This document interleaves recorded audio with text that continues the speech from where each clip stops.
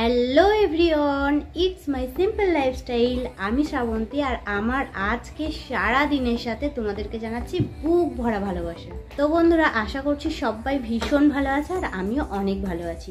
তো আজ হচ্ছে সোমবার আর সকাল সকাল তোমাদের দাদাভাই চলে গেছে ডিউটিতে আর আমার কাজবাজ সমস্তটা হয়ে গেছে। এখন সময় সকাল 11টা আর সমস্ত কাজবাজ সেরে আমি স্নানটা সেরে নিয়েছি। তবে সমস্ত কাজবাজের এখনও কিছুটা বাকি রয়েছে, চলো তোমাদেরকে দেখাই। এই দেখো, এই যে সিঁড়ির ওপরে দেখো, দেখা যাচ্ছে না, এই যে এই দেখো বাসন কোসন মেজে রেখেছি। এগুলোকে হচ্ছে ঠিক জায়গা মতো রাখতে হবে, ওখানে বালতিতে জল রয়েছে। আর এই দিকে সিঁড়িটাতে দেখো কটা জামা কাপড় কেচে রেখেছি, মেলতে হবে।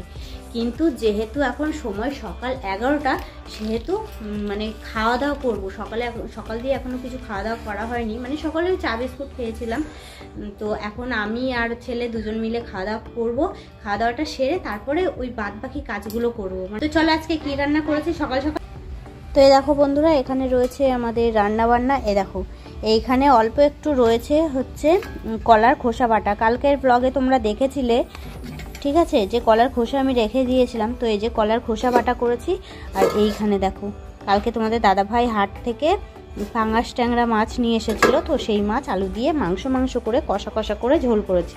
আজকে সকালের খাবারটা সারতে একটু লেট হয়ে গেল। আসলে ওই যে কাজ করছিলাম, ভাবলাম একবারে কাজবাজ করে স্নান করে তবেই খাওয়া দাওয়া করব রোদে বসে। আর সেটা ভাবতে গেলেই এই যে লেট হয়ে গেল আর কি। আসলে আমাদের সকালের খাওয়া হয়ে যায় 10টা থেকে 10:30টার মধ্যে। ছেলের যখন স্কুল থাকে 10টার আগেই তো বাড়ি থেকে বেরোতে হয়, সকাল সকাল খাওয়া দাওয়া হয়ে যায়। আর যখন স্কুল থাকে না, তাও আমার 10টা থেকে 10:30টার মধ্যে খাওয়া দাওয়া হয়ে যায়। কিন্তু আজকে ওই কাজবাজ সার থেকে একটু লেট হয়ে গেল। রান্নাঘরে এসে যেখানে যে জিনিসটা থাকে সেখানে সেই জিনিসটাই গুছিয়ে সুন্দরভাবে রেখে দিলাম। আর এখন আমি এই বালতি নিয়ে যাচ্ছি ছাদে জামা কাপড় মেলবো। খাওয়া দাওয়া কমপ্লিট করে ওদিকের কাজ কিছুটা সারলাম, ঠিক আছে, সব জায়গা মতো রাখলাম। তারপরে এই যে জামা কাপড় নিয়ে ছাদে চলে এসেছি। আর আজকে জানো তো রোদের না তেমন একটা জোর নেই, মানে তেজ নেই আর কি তেমন একটা। তো যাই হোক, ছাদে দেখো কতগুলো মেলা রয়েছে, এগুলোকে দেখি শুকিয়েছে কিনা। চলো।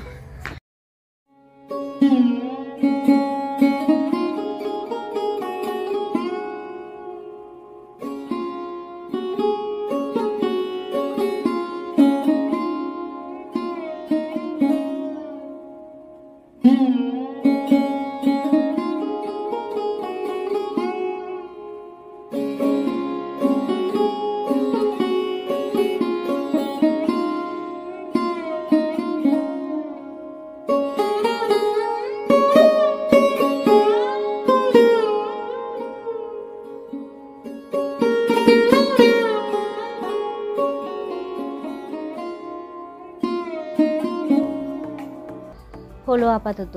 আর এই হাঁড়িতে দেখো জল রয়েছে, একটা বোতলে জল ছিল, তো সেই জলটাকে এই হাঁড়িতে ঢেলে রেখেছিলাম।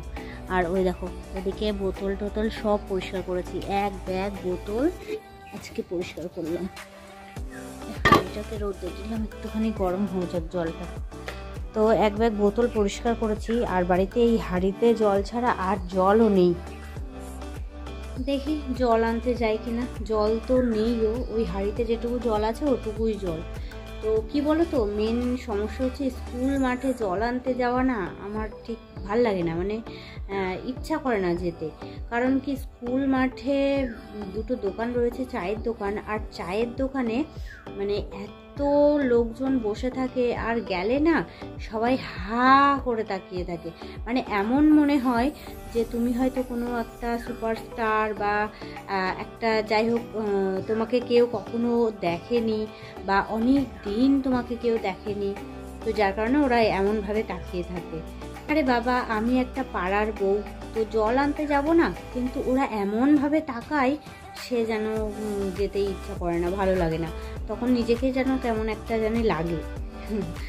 আর বিশেষ করে কি বলো তো, পাড়ার চায়ের দোকান তো, পাড়ার চায়ের দোকানে অনেক ধরনের কথা হয়, অনেক রকমের কথা হয়, ঠিক আছে।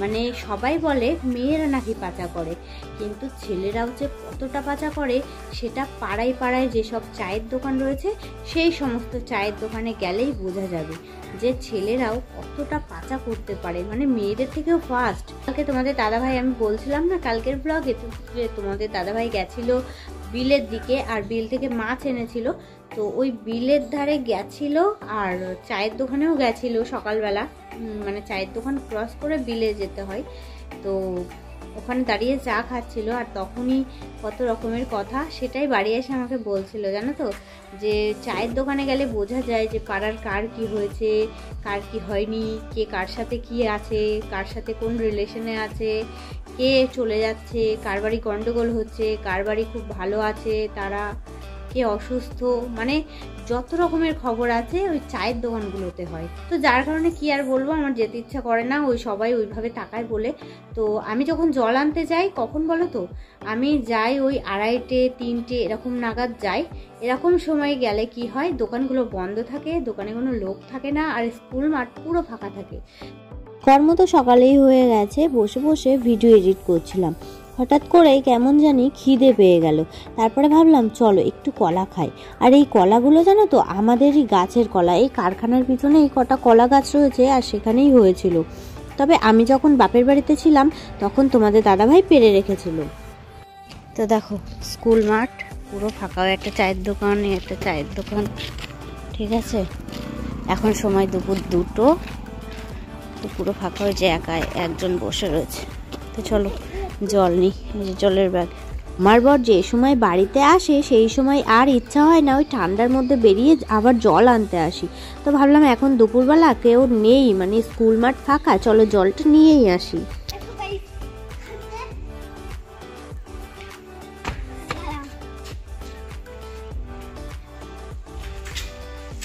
নোংরা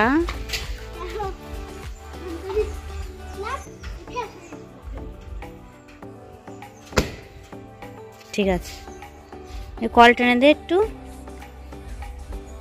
আসো কল টেনে দাও।